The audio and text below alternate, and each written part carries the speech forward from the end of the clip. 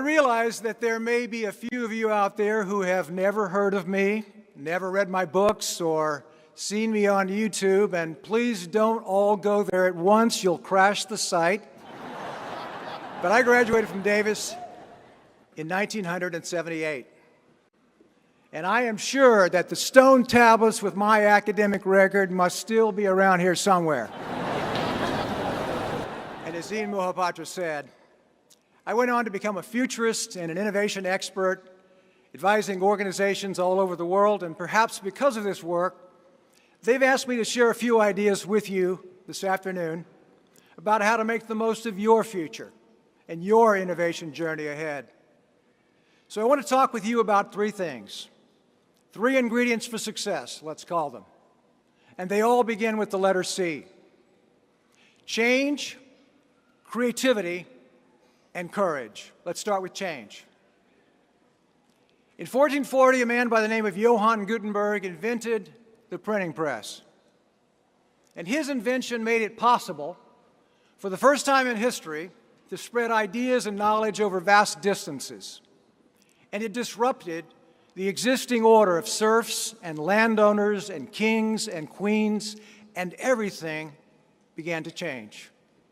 Gutenberg's invention set off a series of revolutions: the scientific revolution, the industrial revolution, the Reformation, the Enlightenment, and the birth of our democracy here in America.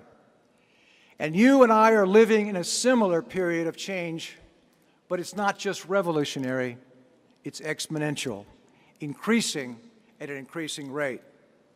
And at a milestone moment in your life such as this, it is as important to look ahead or to look back as it is to look ahead in order to gain wisdom and perspective. I look at the changes in my own life since leaving this place. I look at the vast changes in this campus since I was here last. My wife Carol and I took a tour of the campus recently. We hardly recognized the place. I mean, finally we spotted Clark Kerr Hall, and it was so good to see a familiar landmark. Some of you may remember Clark Kerr. He was president of the University of California back in the 1960s, and Governor Reagan fired him for not putting down the student unrest at Berkeley and UC Santa Barbara. And Clark Kerr famously said, "I left the presidency just as I had entered, fired with enthusiasm." Not bad advice for all of us. But you know, back then, despite the turmoil, life seemed simpler. I was able to work my way through school practicing two skills, writing and selling. I wrote for the Cal Aggie student newspaper, and I'd jump on my bike and sell advertising to the merchants downtown. And in my senior year, I took a class taught by a Pulitzer Prize-winning poet, a wonderful professor by the name of Carl Shapiro. And it altered the course of my life. Instead of going to law school, I went on a quest with Jack Kerouac's book, On the Road, in my backpack, and I wanted to, as Henry David Thoreau put it when he went to live at Walden Pond, live deep and to suck the marrow out of life.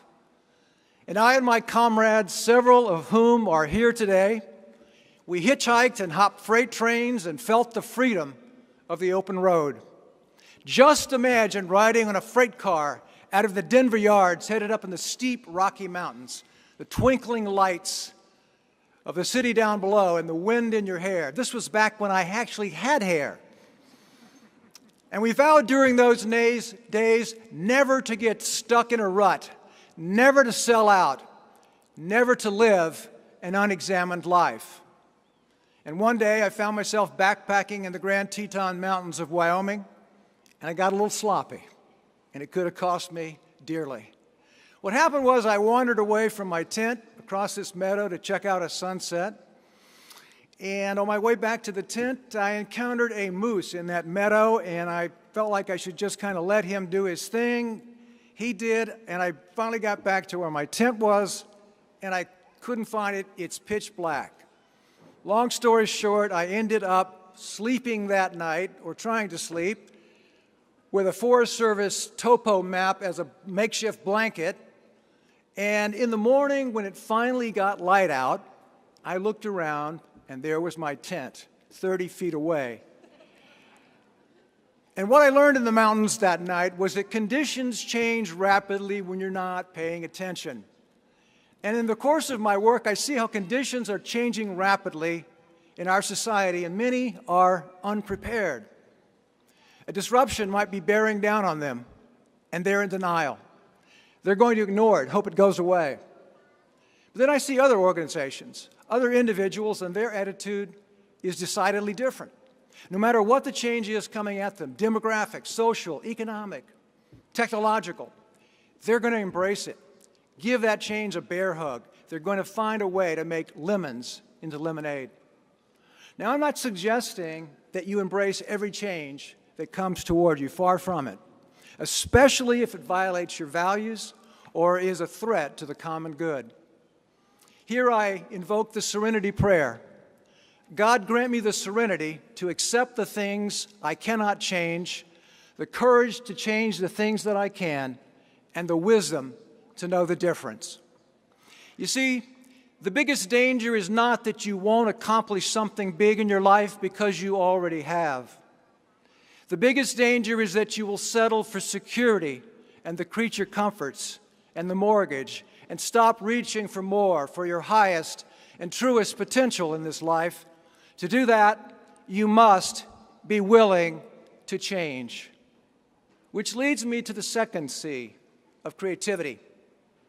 IBM did a study not long ago. They asked CEOs, what leadership competency do you need more than any other in your people today?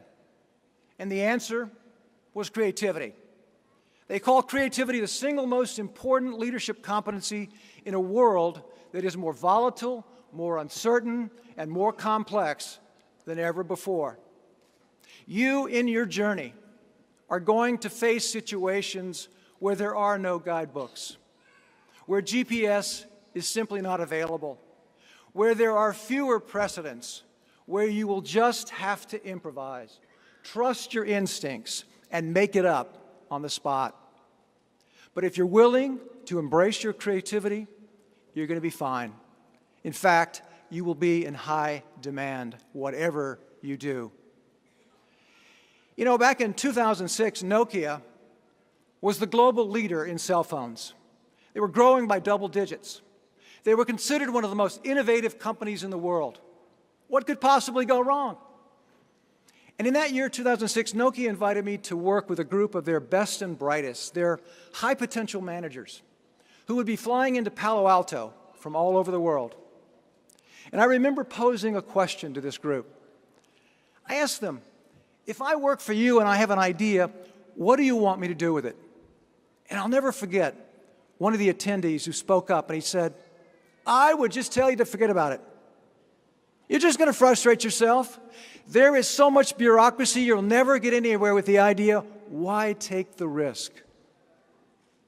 And there were some gaffes in the room that day, but I got the sense that this guy was telling the truth as he saw it.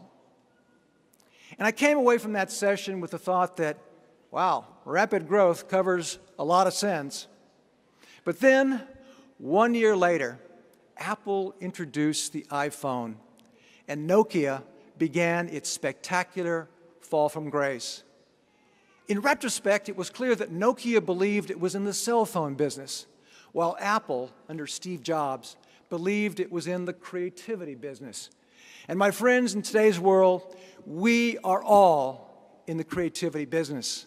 No field of endeavor can still not be advanced further. There is always room for improvement. There's always a better way. There are always assumptions that need assaulting, always new mountains to climb. So embrace change and practice working with your creativity every day. And the third and final C is courage. Yes, it takes courage to explore out there on the frontiers of your field, but you did it. It takes courage to face your fears and go ahead and do the work you believe in anyway. It takes courage to trust yourself when others doubt you.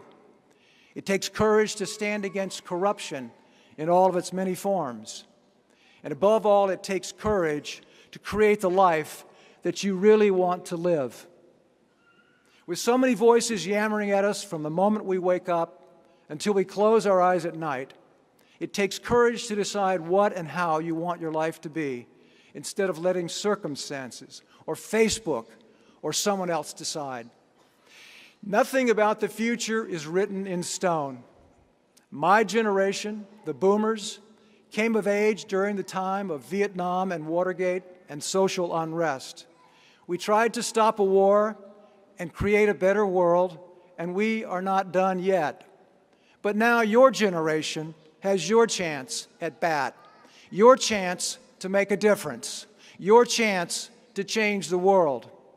And that is my encouragement to you, to think big when others are thinking small, to push back against those who say that the best days are behind us, that our problems have grown too big.